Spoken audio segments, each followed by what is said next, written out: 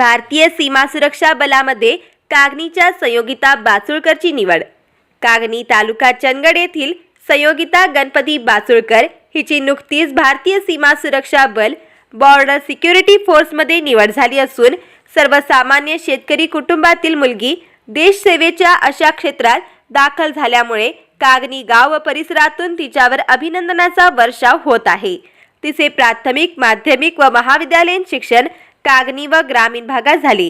त्यानंतर तिने संरक्षण दलाच्या सेवेत जाण्याच्या उद्देशाने बेळगाव येथील कर्नाटक कोचिंग सेंटरमध्ये प्रशिक्षण घेतले।